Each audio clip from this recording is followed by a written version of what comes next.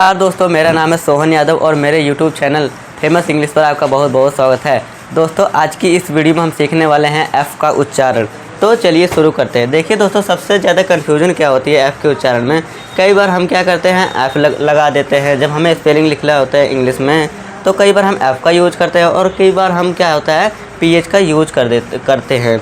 जैसे कि एग्जांपल के लिए देखिए मैं आपको एग्जांपल दिखाता हूँ। यहाँ लिख देता हूँ। मान लीजिए अब जैसे कि फ्रूट हो गया। अब फ्रूट की स्पेलिंग में हम FRUIT यहाँ पे F का यूज कर लेते हैं। और जब फ़ोन की बारी आती है सेम वहाँ भी F का साउंड यानी कि फ़ा का ही साउंड आ रहा है, लेकिन वहाँ पे हम क्या करते हैं PHONE का यूज करते हैं। यानी कि यहाँ पे हम PH लगा देते हैं और उसके बाद ये फ़ोन की स्पेलिंग बन जाती है। जबकि यहाँ साउंड यहाँ भी फ़ा का आ रहा है, यहाँ भी फ़ा का आ रहा है, लेकिन इस फ्रूट की स्पेलिंग में F का यूज़ कर रहे हैं और इस फ़ोन की स्पेलिंग में हम P का यूज़ कर रहे हैं। तो यहाँ पे क्या होता है, हमें कई बार कन्फ्यूजन होती है। तो इसी कन्फ्यूजन को आज मैं दूर करने वाला हूँ। तो आपको वीडियो को पूरा एंड तक देखना है। तो चलिए सबसे पहले F का उच्चारण रूल नंबर 1 हम सीख लेते हैं। तो देखिए सबसे पहला रूल क्या है, जब किसी शब्द में फ़ा का साउंड आए तो ज़्यादातर शब्दों में F का यूज किया जाता है। तो देखिए दोस्तों, आपको क्या करना है, जब भी आपको कोई भी शब्द पढ़ना है तो वहाँ पे देखना है, अगर आपको F का साउंड सुनाई दे रहा है, लग रहा है, तो वहाँ पे आपको क्या करना है, F का यूज करना है, ना कि PH का। ये आपको ध्यान रखना है रूल नंबर 1 में। ठीक है दोस्तों, तो चलिए हम एग्जाम्पल से इसको अच्छे से समझ लेते हैं। अब एग्जाम्पल देखिए, जैसे कि यहाँ देखिए फेस है, तो यहाँ पे हमें फ़ा का साउंड अच्छे से सुनाई दे रहा है, क्लियरली, है ना। यहाँ देखिए तो यहाँ हमने ये क्या यूज़ कर लिया, फेस। यहाँ पे देखिए मैंने यहाँ हिंदी में प्रोनाउंसिएशन यानी कि उच्चारण हिंदी में भी लिख रखा है ताकि आपको कोई दिक्कत ना आए। तो वहाँ उसके अकॉर्डिंग हमने यहाँ देखिए फ़ा लिखा है, तो ये फेस हो गया और उसका हिंदी अनुवाद, हिंदी मीनिंग भी लिख रखा है, जिससे आपकी वोकैब इंक्रीज हो जाएगी। तो इसी तरह आप भी नोट मेरी तरफ बनाइए और लिखिए। तो यानी कि फेस यानी कि चेहरा। फिर नेक्स्ट है फॉर्म। यहाँ देखिए फिर से हमने F का यूज़ किया क्योंकि फ़ा का साउंड सुनाई दे रहा है, तो हम क्या करेंगे, F का यूज करेंगे। तो ये क्या हो गया, फॉर्म यानी कि रूप। फिर नेक्स्ट है फाइन। तो यहाँ देखिए फिर से हमें F का फ़ा का साउंड ध्वनि सुनाई दे रही, साउंड आ रहा है इसका, है ना। तो यहाँ पे क्या करेंगे, हम F का यूज करेंगे, फाइन यानी कि ठीक। फिर है नेक्स्ट हमारा फ्यूचर। यहाँ देखिए फिर से हमें फ़ा का साउंड सुनाई दे रहा है, तो हम क्या यूज करेंगे, F का यूज करेंगे, फ्यूचर। यहाँ हिंदी में देखिए मैंने लिख रखा है इसका उच्चारण हिंदी में प्रोनाउंसिएशन, तो फ्यूचर यानी कि भविष्य।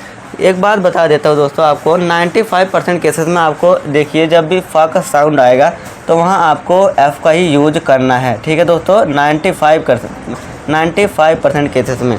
और जो 5% केसेस होते हैं दोस्तों, मैं आपको अभी बता दूंगा कहाँ पे आपको PH का यूज़ करना है जब भी आपको फ़ा का साउंड आए। तो जनरली दोस्तों 95% केसेस में आपको F का ही यूज करना है। जब किसका साउंड आए, आपको फ़ा का साउंड आए, ये आपको ध्यान रखना है। ठीक है दोस्तों, तो चलिए हम नेक्स्ट एग्जांपल देखते हैं। नेक्स्ट एग्जांपल है हमारा फॉरेस्ट यानी कि वन यानी कि जंगल। फिर नेक्स्ट हमारा एग्जांपल फायर यानी कि आग।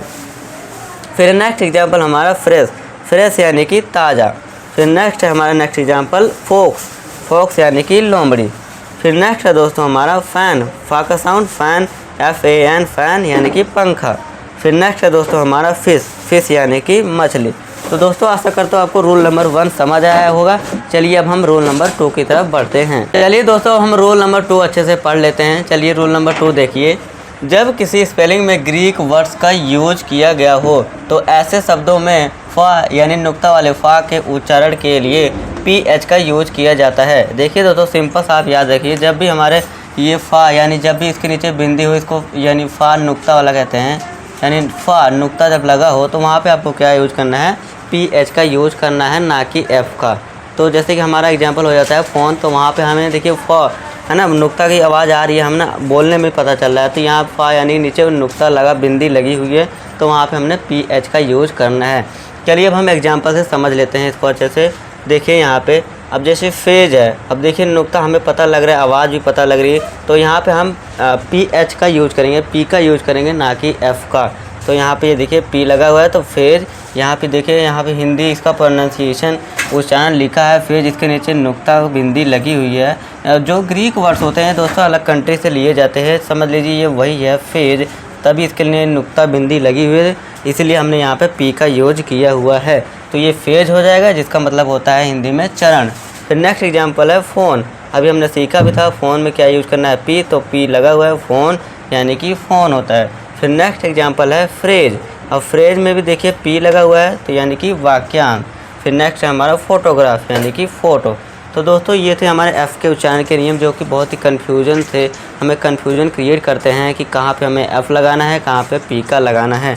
तो आई होप दोस्तों आपको समझ आया होगा। अगर आपको स्टिल कोई डाउट है तो कमेंट बॉक्स में कमेंट कर दीजिए, मैं उसको ज़रूर सॉल्व करूँगा। और अगर हाँ वीडियो पसंद आई हो आपको तो लाइक कर दीजिए और हमारे चैनल को सब्सक्राइब कर दीजिए और ये वीडियो अपने 5 दोस्तों के साथ भी शेयर कर दीजिए।